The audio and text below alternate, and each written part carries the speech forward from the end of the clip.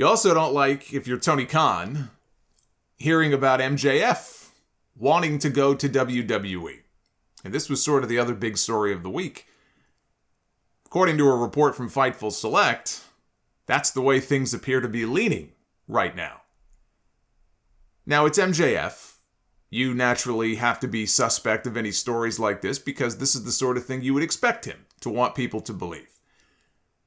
And he's certainly been leaning into this a lot when he does interviews and stuff. And so part of it, he does that on purpose, in kayfabe. But Sean Ross Sapp insists this is not a work. He may end up staying right where he is and not going anywhere. But him feeling this way, this is a real story. He insists this is not a work. So let's take it back to the interview that MJF did with Ariel Helwani. Remember a few months ago he did this. It was a great interview too. I think they talked for an hour and it was a really good interview.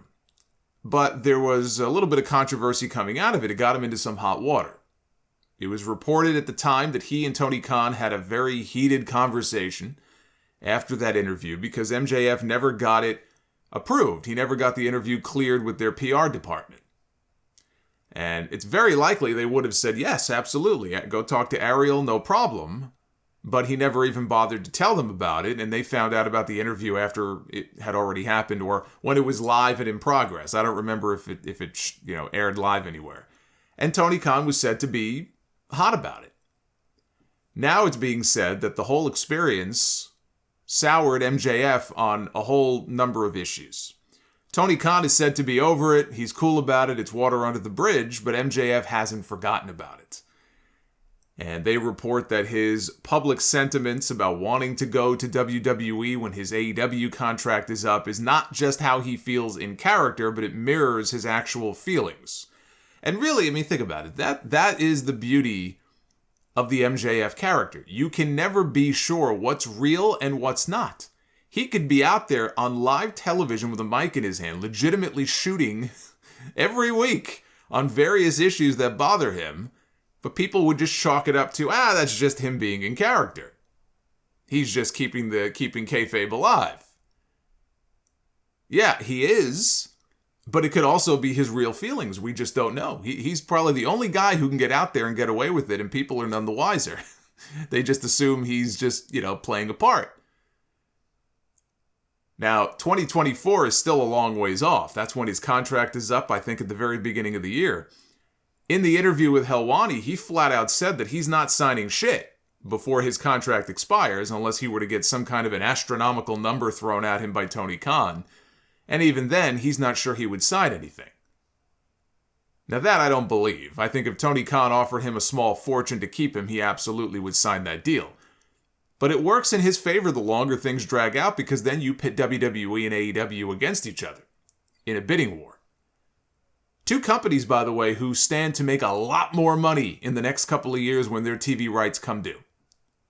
I know there's some question about whether or not AEW can get a raise or a big raise, and with the merger now, who knows what Warner might offer them, if anything. There's not a doubt in my mind that both companies are going to get more money. The question is how much more. WWE will probably end up getting a shit ton of more money. I think AEW will get a nice boost too. So it doesn't really benefit him to sign anything now anyway. That I agree with. Yeah, there's not a doubt in my mind that WWE wants MJF in their company. They would be fools not to. But Tony Khan would be an even bigger fool to not do everything in his power to keep this man. He let Cody walk. He had the option to roll Cody's deal over another year, Cody and Brandy, and he didn't do it, for whatever his reasons were. If things get toxic between the two sides between now and 2024, maybe he does the same with MJF. If he feels like Cody apparently did, that, he wants to go somewhere else. I don't want somebody here who's going to be unhappy. I don't want to hold them hostage like WWE would do. So I'm going to let this guy go. I'm not going to make any kind of effort beyond what I've already done, and fine. He wants to go, let him go. Maybe if MJF has a similar option, that Tony Khan can roll it over for another year, maybe he chooses not to. It could be that come January 1st, 2024, his deal is up and he's free and clear. This is a man who is going to be AEW World Champion within the next 12 months. You guys have heard me map out what I would do as far as the AEW World title and where it goes next and who beats who for the title when. I've mapped this all out, and every scenario that I've pitched, MJF within this next year ends up with the AEW World title. There is not a doubt in my mind that title will end up around unless there is some sort of big blow up between the two sides and they know he's leaving for sure, that title is going to end up on MJF. He has only scratched the surface of what he can do in that company. He has never even held a title of any kind. He's had a diamond ring, but that's about it. But I don't think MJF is a mark for the title. I think he's a mark for the money. And where I could see there being real frustration, if you believe that this is legit, and I know a lot of you are still going to insist, no, it's a work, I don't believe this. But let's assume for a second that it's legit, and it's not some sort of angle that's being engineered by MJF and Tony Khan. People said the same thing about Cody Rhodes, and look how that turned out. Oh, it's just a big angle. I wasn't sure myself, but people are still, some people probably still believe it is all an angle with Cody and Tony Khan. They're playing the long game. When Cody wins the WWE title, they think he's going to take it back to AEW with him. I'm sure there are people stupid enough to believe that. Some people just cannot be convinced. Some people are just so far down the rabbit hole, they cannot be convinced. But if this is legit, and I think it probably is, I don't think, Sean Ross Sapp is going to be reporting it if he thought it was all just an angle and he was being played. I could see MJF watching all of these big names come in, like CM Punk and Bryan Danielson and Adam Cole and Samoa Joe, the list goes on, being brought into the company, some of whom are making a lot more money than what MJF must be making. Especially Punk. But it's got to be more than Punk, right? He sees this because MJF was a relative unknown when AEW began. People, if you were a real wrestling fan, you probably heard the name from the Indies or from his time in MLW. But MJF didn't become a known commodity in wrestling, let's be real, until AEW started. That gave him the national platform to get himself over. The only reason he's as big of a star in wrestling as he is now is because of AEW, not any of the other promotions he worked for before AEW. He's looking at all these people probably making more than he is, thinking they're making bank. I'm not. I deserve a bigger piece of the pie. But he still has just under 2 years left on his deal. There probably is some real frustration there. Which is why this Warner-Discovery merger looms very large here. And how things go with this next round of television rights negotiations is going to play a very big role in how things go with MJF, among other names, because how much more money Tony Khan can get for the rights to Dynamite and Rampage is going to dictate how competitive he can be when it comes to wrestler salaries and what he can offer people. And how well he can compete with WWE for talent. They're all pulling from the same pool. The pool of wrestling talent is not as big as some people think it is, relative to other industries and other sports. Vince McMahon and Tony Khan, they're pulling from the same pool. You got to be competitive. And he has been. How competitive he can be, though, a year or 2 years down the road is going to depend on how those deals turn out. Do they get a new deal with Warner? Do they negotiate with other partners to leave and go somewhere else? Well, that only makes sense if they can get more money. Right now, they're pulling in about $40 to $45 million a year for their TV rights. If they stay flat and they make the same amount but no more, that isn't good.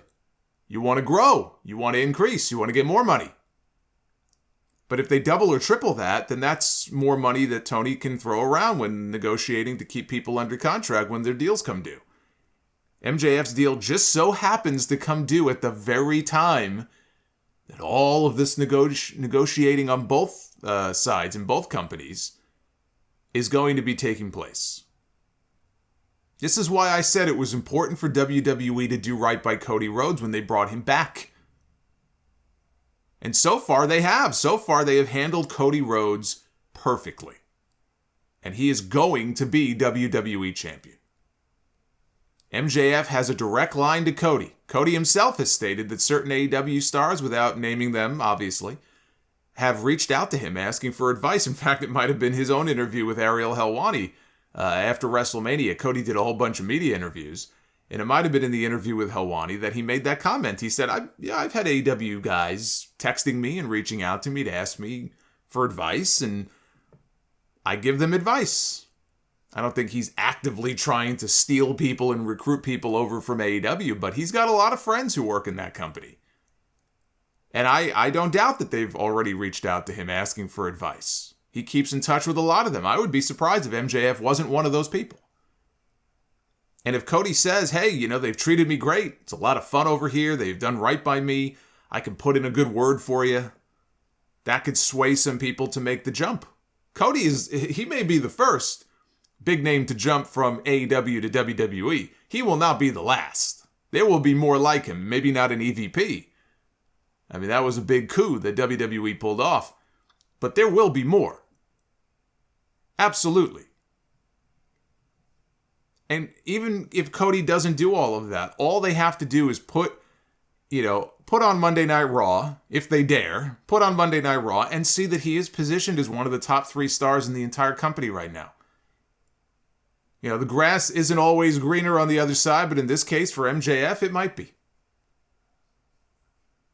A lot can happen in the next 18 months. It's pointless to make a prediction now about where he's going to end up. When we talk about the young pillars of AEW, MJF is the young pillar of AEW. There was a show on Wednesday that had Jeff Hardy against Darby Allin in a first-time ever main event. The high point in the show, ratings-wise, was not Jeff Hardy against Darby Allin. It was not a segment with CM Punk. It was not a segment with any of those big names. It was a contract signing segment with MJF and Wardlow. That was the high point of the show. Not the first time that that's happened. As big of a deal as it was for Tony to lose one of his EVPs to the competition, I think it would be a devastating loss for them if MJF jumped over to WWE.